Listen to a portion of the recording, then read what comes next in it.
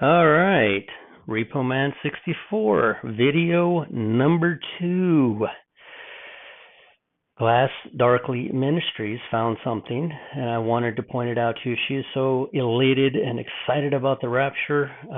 She can hardly wait, and she is also looking at a lot of information that she's finding. Did you know? On my last video, I spoke, not this video just now, but the other day, I spoke about from April the 11th, which is Thomas in the upper room, to September the 11th, which is the first day of creation. It is 153 days. She found another 153-day segment. I've found so many of them. I have 1, 2, 3, 4, 5. I have 6 of them now. 6 different 153 days. 153 days. 150 days. Well, it's 153 days. That has nothing to do with the moon. The moon literally does not divide 29 and a half days into that whatsoever.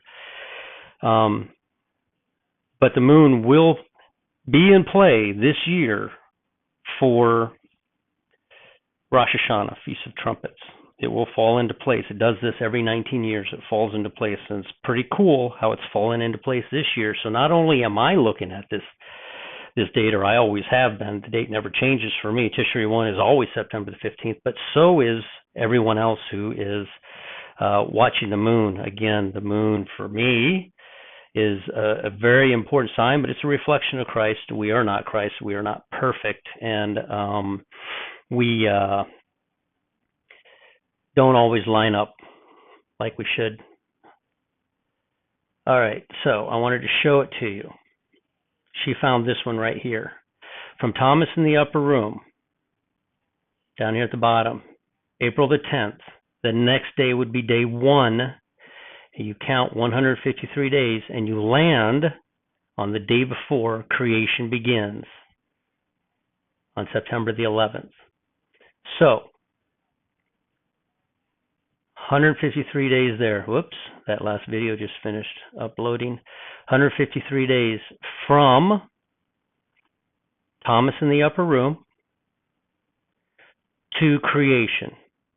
Again, I don't make these dates just land perfectly like this. They just do.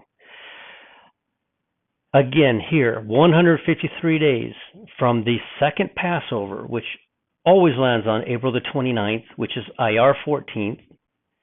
When you number your days, sun goes up, you assign it a name and a day, a month and a day. When the sun comes up again, you do the same thing again. It doesn't ever change. It always stays the same. 153 days to the birth of Jesus Christ. From Sivan 15, the day that Jesus ascended, the day that Moses ascended into Mount Sinai and was covered by a veil. This is a wedding ceremony, and the veil is lifted 7 days later. But from Sivan 15 is 153 days to the day the flood begins, the day before the flood begins. The next day is the flood. 153 days. 153 days from when the raven and the dove were both released. Remember, the raven flew to and fro, and the dove came back, finding nothing, no rest for the sole of her foot. And that was Tisha B'Av. From there to December 25th. What is December 25th? This is the day that Jesus was conceived. Mary conceived on December the 25th. To Tu B'Av, 153 days. To John leaping in the womb.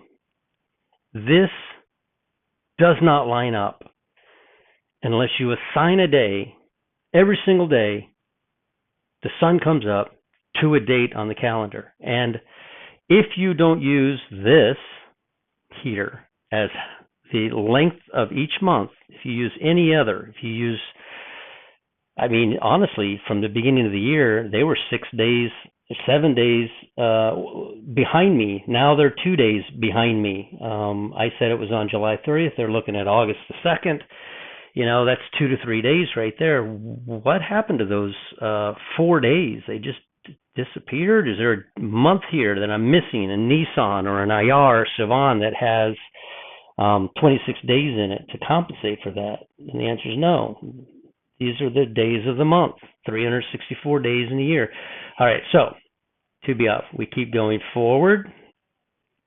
We discovered that Pentecost is actually on Tu B'Av. Again, July 30th. It passed 2 days ago. The next event is the dove goes and doesn't come back. Could that be us on August the 6th? I don't know. But from August the 6th, we did the math, and it lands on September the 15th, Rosh Hashanah, Feast of Trumpets. Again, I think that is when the saints go, and I think perhaps the bride will go on August the 6th, here in a couple days. Am I wrong? Am I right? I don't know. Well, time will tell. And that's all, folks. Whoops, I don't know what I did there. Here we go. It's a quick video. I wanted to show you Glass Darkly Ministry. More often than not, what I'll do is show you some YouTube channels that you should subscribe to, and a lot of you do. I think that it's super important that we do. I think that the moment the rapture occurs, there's going to be this huge EMP event that takes place. I mean, just look at the Shroud of Turin. What happened to it? They said it was like an X-ray machine hit that thing. And you can actually see the date on the coins that they put over the eyes of Jesus. And for Jesus, they would have used brand new current coins. And they had the year 30 on them. And so they knew what year it was.